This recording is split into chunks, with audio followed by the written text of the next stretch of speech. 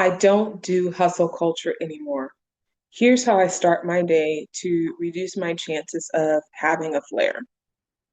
Actually, in order to start my day, I probably need to go back towards the end of my day. It's the evening, and this is a time where my body is already kind of winding down. This is a good day for me. Even though it's a good day, I'm still not gonna try to work pedal to the metal. Um, I usually eat dinner by 5, 6 o'clock. I have already eaten dinner. It is 5 o'clock where I am located. And but by six, usually I'm done eating for the day. I usually take my supplements and I'm an evening shower person. I'm also a morning shower person. I'm a twice a day girly. Um, but I take an evening shower mainly just to try to rinse off anything in my day that I feel like is just carrying over with me that I don't want um, to continue into my home and into my energy and my atmosphere. So I take a shower and I just literally just in visualization just allow all those things just to drip off and just to go down the drain, whatever I don't need anymore. And so after I do that, then I'm usually working on, I have kids, so I'm helping out with homework. I'm usually hearing office stories throughout the day, all the problem solving, hearing about my husband's day. And then by about 7 o'clock, I'm dimming the lights in the house. If I'm already in a flare, I'm probably already in bed. And so I'm asking my family to kind of help me with like, okay, guys, it's time to dim the lights now. But we start dimming lights around 7 because I've read some research that says that melatonin, in order for that hormone to be produced the best, is that it needs to have your nervous system needs to have some darkness. And so we start dimming lights around 7. And by that point in time, it's cuddle time. When my kids were younger, we used to read books around that time. Now that they're older, sometimes they're still telling me stories about their day. My dog knows it's cuddle time, and if I'm off doing something else, he will like give me the eye, like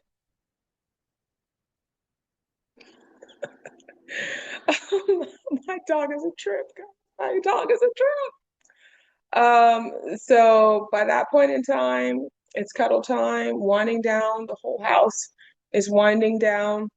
And so by 8 o'clock, it is kisses, it's bedtime. I'm in my bed. My kids go to bed. I go to bed. Um, I'm in bed no later usually than 8 o'clock. And I usually, turn my audiobook on. Oh, I forgot to mention I'm a nighttime teeth brusher. I'm a morning time teeth brusher, but I'm also an evening teeth brusher. Brush my teeth. After I brush my teeth, I'm like, no mas, mommy is checking out. And I will clock out, and my family already knows I'm clocking out, and I'm in the bed. I'm also an audiobook listener, so I'm turning on my audiobook by 8 o'clock at night, and in 15 minutes, I'm asleep. So I usually will wake up in the middle of the night at least once to get up, use the restroom. But then about 30 minutes later, I'm back asleep. I get up in the morning. I'm up about 5:30, 6 o'clock in the morning. And that at that point in the day, whoever is first up, that person knows just to start opening up some blinds. Blinds usually open in my room first, and then my kitchen, my living room. And so that my whole family, we all just try to have a really slow start in the morning. And so we're not up and running and ripping and running. We're just literally just opening up some blinds, just turning off. We sleep with a sound machine, turning off the sound machine, turning off the air conditioning. So the body has enough time just like start slowly waking up. I heard that there is this Japanese proverb that says, and so, for those who know, you can definitely look this up, but I think this is attributed to the Japanese that says that in the morning, the body needs time for the soul to come back into it. And so we observe, that at my house in the sense that we like to take our time to wake up. We're not snoozers or anything like that. But we will go ahead on. We wake up about the same time every single morning. and we'll just kind of like allow our bodies to slowly start waking up. My husband is usually the first out the bed, and if he is, he's a sweetheart. He'll warm me up a cup of warm water. And so I will take some time and I will just sip that cup of nice warm water just to get my digestion started. I also take a supplement before I eat anything just for my gut health. And so that's what I take first thing in the morning, just as I'm kind of just allowing my nervous system to slowly wake up. After I have done that, I usually take some time. I'll cuddle with my dog again. Again, he knows it's cuddle time. So we'll cuddle, I'll usually brush him. After I'm finished drinking that water, that nice warm water, if the kids are not up by that point in time, I'll get up, go give them kisses in the morning, tell them good morning. I'll start turning some lights on, not in their room, but in their hall. I'll start turning some lights on because they don't want their blinds open first thing in the morning. I'm like, I get it. I get it. I respect that, but we will have some lights to start turning on just to start allowing the nervous system to start slowly waking up. That process probably takes about an hour. After we've done that process, sometimes we'll get up and we'll go walk our dog. My daughters and I will go walk our dog first thing in the morning. If it's really cold or if it's rainy, um, or even just to alternate, sometimes we'll do some weight training in the morning, just like, uh, 30 to 40 minutes of some weight training. Again, just very gentle, not pedal to the metal, anything like that. Just very kind of getting the blood flowing, getting the blood moving, getting some good stretch. We'll do a warm up, we'll stretch, do some weight training, and then we will do another stretch. And then by that point in time, we're all like, okay, all right, we feel like we're more inside of our bodies now. So then at that point, it's breakfast. I take the rest of my supplements. And then I also will go ahead on and take, oh goodness, what is that? The thing I take in the morning. Um, I have some supplements that can't be taken at the same time. So I'll take the first round, technically the second round of supplements at that time. And I'll go ahead and start with some electrolytes and some water. And then I'll usually wait a little bit, I'll eat. And by that point in time, I've done my morning shower, just again, waking myself up, washing my face, getting myself together for the day. And that morning shower, I'm just really trying to just waking up my nervous system, allowing everything just to kind of stretch and be moved.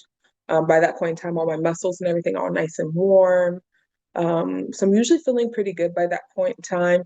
If I'm not feeling really good and I'm just struggling, so usually turning on some music by that point in time, or my kids, I'll hear them with their music, and I'm like, okay, let's get it together. Let's come on, let's go. As we're just taking that time collectively as a household to allow our bodies to start waking up. Um, I usually have breakfast. I'm not a huge, like heavy breakfast person. A heavy breakfast tends to increase the chances that I'm going to have a flare. I didn't know that before I was diagnosed. Just knew that I felt better if I had a lighter breakfast. Before I head out the door, I'm usually taking my last round of supplements, and I've usually finished drinking a liter of water by that point in time. And I usually have everything already all packed up so that I'm not like scrambling. I do not like scrambling, looking for things in the morning. That causes so much stress, not only for me, but then it causes stress in just like the entire household. So I, grab my things that I need. I forgot to mention, I usually set a timer after our morning workout, whether we walk or we do some weight training. We'll set a timer, and it's usually about 20 to 30 minutes. And so then that's usually my shower time, get the rest of my supplements and get some breakfast in, just to kind of get my day started and my digestive system started. In the mornings, my body does really well if I start off with at least some protein and some fat. My body starts off really great if I do that. And some of my supplements, I have to take it with fat specifically. So I'm usually feeling pretty good. I'm not bloated. I feel great. I feel clear in my thinking.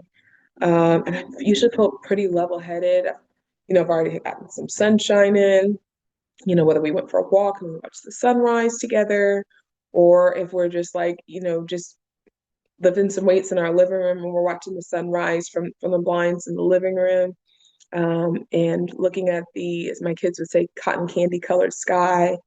I love that time in the morning. And it's a time where it just feels like everything is just slow. There's a rhythm to it, there's a routine to it. And by that point in time, the timer's going off and we're ready to head out the door. And sometimes by the time we're all the way out the door, I am still not with it. I'm not there. My kids are not with it, not there. So another thing that we usually do in the morning is I'll allow my kids to kind of take turns in the morning to pick a song. I have two kids, so one of them will choose on Monday, the other one chooses Tuesday, and then they alternate. And then Friday, I choose the song. So I let them run, um, run DJ, Spotify, what have you, and they pick a song. And so whatever song they pick, that first song we square breathe to it. So we either square breathe or we're singing from our diaphragm. And so we do that for about a good, 2 to 3 minutes. We kind of check in with each other. How we doing? How we doing on a scale of 0 to 10? 0 being we're so relaxed and calm, we want to go right back to bed.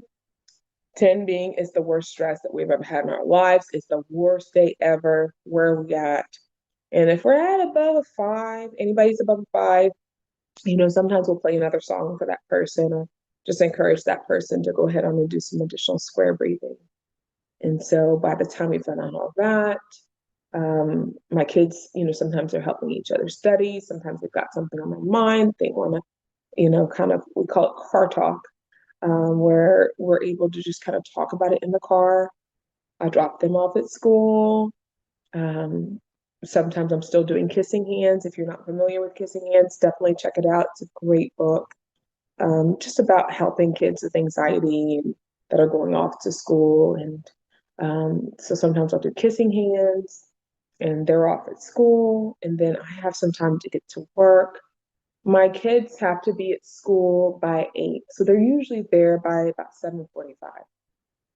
Because I don't like running late. That feels so stressful to me. So they're usually there. I don't usually start seeing clients until 9. So I'm at the office right around about 8. And then I have some time just to kind of catch my breath, not have to take care of anyone or anything except for myself. So it gives me an opportunity to take some more deep breaths. It gives me an opportunity to do some extra stretching. It gives me an opportunity to listen to some music or to go for another walk. Sometimes I just need another walk. Maybe I didn't sleep the best. Maybe I've got something on my mind, and gives me an opportunity to sing, to pray, to scream, to cry, whatever I need to do so that I have contained all of my stuff so that I'm present for my clients when I get there in the morning. And so by 9 o'clock, I'm usually seeing my first client and reviewing my notes and what have you, and seeing my clients. And that's usually how my mornings go when I'm working. So, but the mornings that I'm not working, a lot of it is the same in terms of what I normally do before walking out the door, brushing my teeth, taking a shower, supplements, doing some sort of movement. I do take a couple days off from doing that in the morning. Like Sunday is usually a day, sometimes I'll take that off. Or Wednesday mornings, my kids have choir practice in the morning, so they have to be at school earlier. So I don't try to add some extra movement in those mornings. I'm like, you know what? We're gonna take our time. We're gonna get ourselves together, and maybe we'll move at a different point in time in the day. But I don't try to, you know, be super militant about it. And so, and I say militant, I'm a daughter of two service members. So things growing up with my parents was just a very different way. And so I like having some gentleness. I like having routine, which is very important, not only for me, for my kids, for my husband, for my poor little dog. Like, routine is so important, not only just for us, but really it's important for all human beings. And whenever I have clients and I'm just starting to work with them and I'm noticing like things are all over the place, things are just feeling overwhelming, the very first thing that I check in is I'm like, okay, what's your life looking like? Are you setting up your life so that it looks boring? There's routine to it, there's predictability to it. Or is it really chaotic and there's a lot of things everywhere? Um, and so those things, it sounds crazy. It sounds like it's only for kids, but it's for us grown-ups too. And the more that we have that in our lives, the less likely we are going to have flare ups. And if we do have a flare up, the more likely the body's going to have that time in terms of slowness in the nervous system just to be able to recover, to heal, and to recover.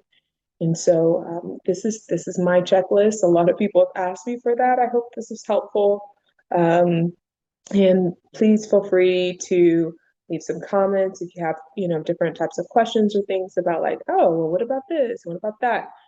Definitely, if you want a specific plan for yourself, I highly recommend working with a therapist to really specifically nail down, okay, what is it that works for you? Maybe you don't have a dog, so going for a walk with your dog is not going to be helpful for you because you don't have a dog. Or maybe, whatever sort of chronic illness that you're experiencing, you can't go for a morning walk.